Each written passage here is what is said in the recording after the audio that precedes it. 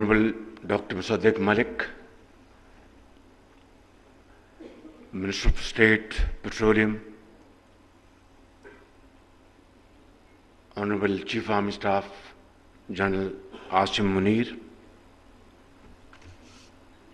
and our brother from Saudi Arabia, Engineer Khalid bin Saleh Al Mudaffir, Vice Minister of Industries,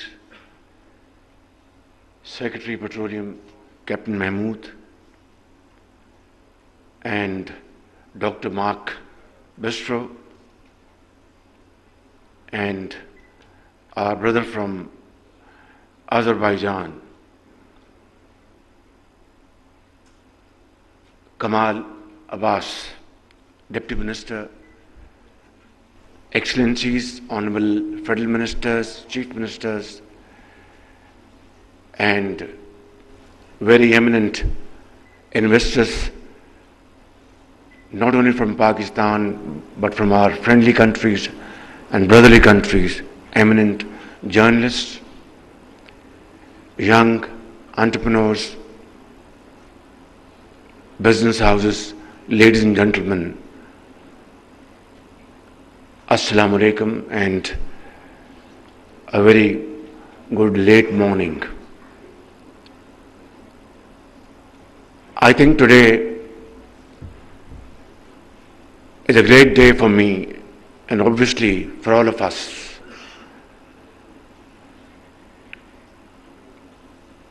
Here is a galaxy of people belonging to various walks of life, and you can tell from their faces that they have been deeply involved and absorbed throughout the proceedings of today. I will not go into repetition. A brilliant presentation was made by Dr. Musaddiq Malik, and a very wonderful speech by our brother from Saudi Arabia. Captain Mahmood made his points very well, and Mr. Mark Bistro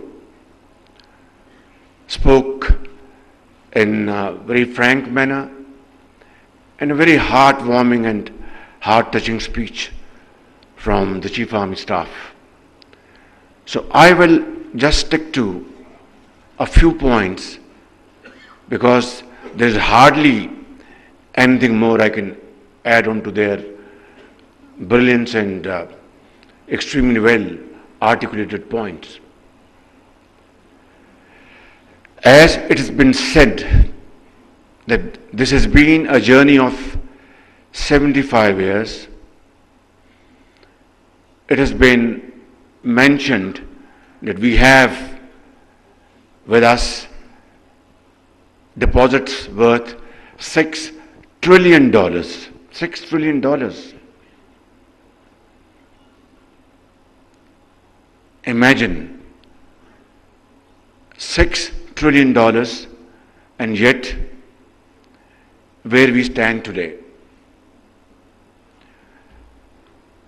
I will just make a few points to explain my point of view. For example, Pakistan Steel Mills was established back in 70s with Russian support, and its entire raw material was always imported. There was, and there is, and there shall always be Kalabagh iron ore, which was probably touched and then forgotten. And there is no question about it that whatever iron content this Kalabagh iron ore had, today's technology and today's expertise could have and can easily convert into a raw material for steel plants in the shape of pellets or in other forms. Ricodec, another case in point. Without going into details, there was a penalty of $10 billion imposed on Pakistan. And God forbid, had this been imposed upon us and had we been enforced to execute it, we would have lost our entire foreign exchange and yet not have been able to meet this challenge. Look at Tharkol, the largest or one of the largest coal deposits around the globe. Alhamdulillah, today one can say with a sense of pride and achievement that this has been now converted into wealth for Pakistan. But where were we as a nation for the last 75 years? Were we beholden to certain cartels or not able to explore this huge wealth of Pakistan for the well-being of the people of Pakistan for certain pressures, political reasons, or what? Is a question to be looked into deeply. Look at Cheniot iron ore,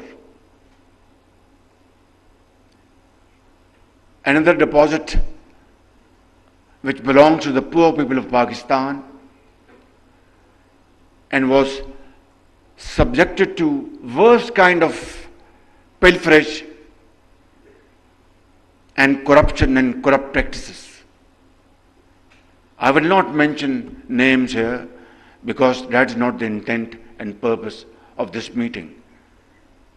Because today is the day to learn our lesson from the past and now move forward in unison. But let me say a couple of things about Cheniot iron ore. It was the project, the entire project was handed over on a platter to a Pakistani residing in overseas, relative to one of those very influential people at that point in time, had no credentials, had no business history, and there was no bidding. It was simply handed over to him. And then what happened was that there was government changed, the matter was taken, the contract was rescinded, the matter went to the court of law. It took years, and finally the court of law decided that this was nothing but loot and plunder of the resources of the poor people of Pakistan. And then the matter went to Supreme Court, and that gentleman withdrew his application or petition or appeal, and nothing happened. NAB was nabbing only those who were opposed to the government of the day, and not those who had looted and plundered the scarce wealth of the people of Pakistan. So, ladies and gentlemen, this is the story, heart-wrenching story of our journey of 75 years. You cannot blame anybody else except our own self. Those governments, those who are given the responsibility of serving the cause of the people of Pakistan. So this is how we have wasted time, resources and energies which should have been dedicated for the well-being and prosperity of the people of Pakistan. Today is a day, I would say, that these wonderful speeches, presentations now have to be converted into action. Because certainly in the past, many such events were organized, speeches were made, papers were read, presentation made, and when it came to the question of implementation, it was what I told you a minute ago, how a record was derailed, Tharkol, and so on and so forth. And I think, ladies and gentlemen, believe me, and this I'm saying without any fear of contradiction, that if we decide today that what we have seen in this presentation, what has been spoken about, if this can be converted in letter and spirit, then I'm telling you, this nation will find its lost place by the grace of God in the next few years, through hard work and through untiring efforts. And that is why I want to come to the point now. But before that, I would like to thank my brother, Minister from Saudi Arabia, for his heartwarming comments about our friendship, our brotherhood, our fraternity, which is absolutely beyond any ray of doubt.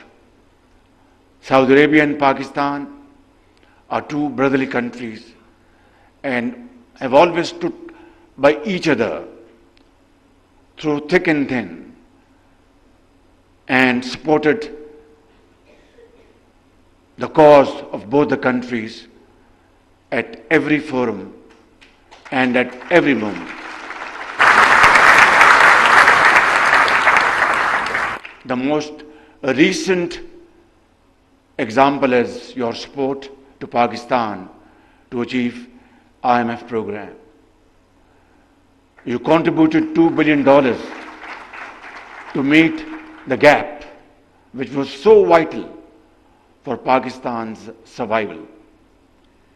And my brother, on behalf of the people of Pakistan and my government, I'd like to thank you and convey my sincere gratitude to my brother, His Royal Highness Mohammed bin Salman, for his wonderful cooperation at this hour of need. Thank you very much.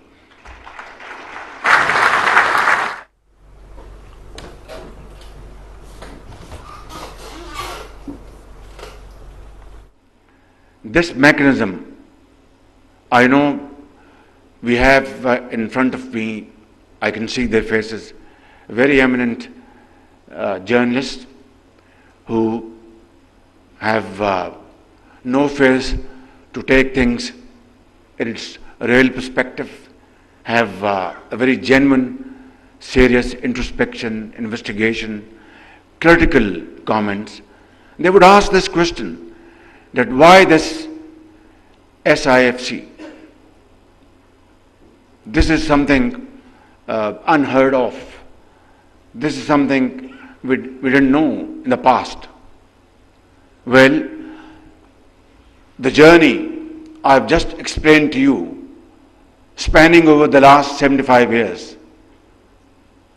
has landed Pakistan into this situation where we want to get rid of our begging bowl and yet we can't.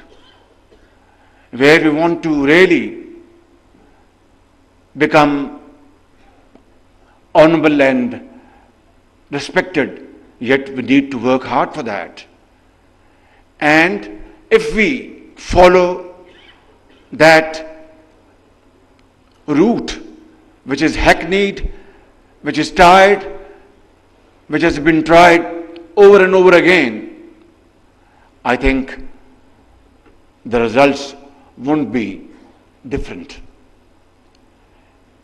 And I'm one of those who believe in reality.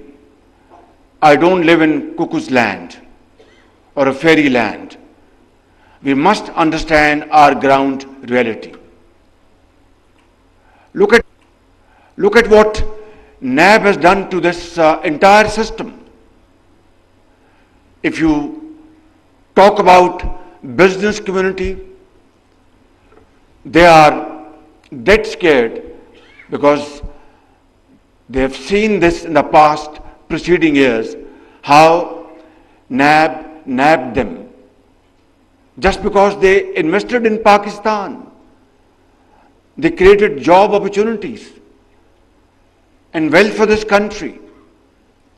How NAB treated bureaucrats, those who really contributed meaningfully and were of this view that if they come out with solutions, out-of-box solutions, which will not violate the law of the land, this country will move speedily. Look what happened to them, to their families, to their school-going kids, children. And let's not talk about politicians because they are used to this, not only during NAB era, but from decades. So I think there is a need for a serious surgical operation if we really want to have this wealth generated and make Pakistan a country which was destined to make its mark, which was carved out of India through great sacrifices of our elders, founders of this country, to get rid of slavery and clutches of Indian hegemony and move forward and walk in the society as a nation respected by all and sundry through hard work, through sacrifice, through untiring efforts, and through valuable contribution, empowering our youth by providing them all available opportunities, creating wealth through innovative agriculture, information technology, exports, textile, and what not. But all these beautiful dreams remain unfulfilled for the reason I've just mentioned about. I will be completing my term next month, around middle of next month. Sorry, this month. Thank you very much. I was very busy for the last 48 hours. Our Chinese guests had come, so I was little confused. Thank you very much. But then we are entering into the second phase of CPAC, and that's a great achievement by the grace of God. We want to work with Americans. The American ambassadors sitting here. We really want to have best of relations with them. We used to have in the past on the basis of mutual respect and trust, and not trying to deceive each other and trying to use available opportunities for the good of both the countries and the people, and similarly with other nations in the world. We have nothing against anybody. We have to look after our own self, build our nation. Even with our neighbor, we are prepared to talk to them, provided that the neighbor is serious to talk serious matters on the table. Because war is no more an option. Pakistan, alhamdulillah, is a nuclear power, not as an aggressor, but for our defense purposes. And we had 3 wars fought in the last 75 years. And what happened? I'm being very honest with you. It generated more poverty, unemployment, and lack of resources to finance education, health, and well-being of the people. So is this the way that we have to adopt? Or to have war of economic competition? Because God forbid, if there's any nuclear flashpoint, who will live to tell what happened? So that is not an option. But it is equally important that our neighbor has to understand that we cannot become normal neighbors unless abnormalities are removed, unless our serious issues are understood and addressed through peaceful and meaningful discussions. I'm sorry for this digression. Coming back to the point, today is a day, ladies and gentlemen, we have to make a vow and a serious commitment to our Creator that Pakistan ایک بہت بڑی نعمت اللہ تعالیٰ نے ہمیں عطا کی، اور 75 سال ہم نے پاکستان کے ساتھ ظلم کیا ہے، پاکستان کے غریب عوام کے ساتھ زیادتی کی ہے، ان کا حق ان کو ادا نہیں کیا۔ آج یہ موقع ہے کہ آج ہم یہاں پر پورے پاکستان کی ایلیٹ بیٹھی ہے، یہاں پہ پاکستان کے یہاں پہ سرمایہ کار بیٹھے ہیں، بڑے بڑے اذہان بیٹھے ہیں، سیاستدان بیٹھے ہیں، فوجی بیٹھے ہیں، ڈپلومیٹس بیٹھے ہیں، اور اس فیلڈ سے متعلقہ لوگ وہ موجود ہیں۔ میں جو بات کر رہا تھا کہ اس ماہ ہم نے اپنی ٹرم پوری کر کے اپنے گھر جانا ہے اور ایک انٹرم گورنمنٹ آنی ہے، اس کے بعد جب الیکشن ہوں گے تو ایک نئی حکومت آئے گی۔ میں آج اگر آپ کے سامنے یہ باتیں جو کر رہا ہوں، یہ کوئی نئی باتیں نہیں کر رہا، میں نے ماضی میں بھی ہمیشہ انہی الفاظ میں، ٹوٹے پھوٹے الفاظ میں اپنی داستان، اپنی جو معروضات آپ کے سامنے رکھی۔ آج بدقسمتی سے معاشرہ تقسیم ہو چکا ہے، آج بدقسمتی سے معاشرے میں زہر گھول دیا گیا ہے۔ اس کی وجوہات ہم سب کو علم ہے، اس میں مجھے اس وقت نہیں جانا، لیکن کیا یہی وتیرہ، یہی طریقہ ہے کہ ہم آج یہ جو پریزنٹیشنز یہاں پر پیش ہوئی ہیں اور یہ جو یہاں پر ایک نقشہ آپ کے سامنے بتایا گیا، کیا اس تقسیم اور اس حال میں ہم اس پر عمل پیرا ہوں گے اور اس سے نتائج حاصل کریں گے؟ نہیں، جب تک کہ یکجہتی اور ایک اتفاق، اتحاد ہم اس کا فیصلہ نہ کر لیں، میں سمجھتا ہوں کہ ہم اپنی کاوشوں میں کامیاب نہیں ہو سکتے۔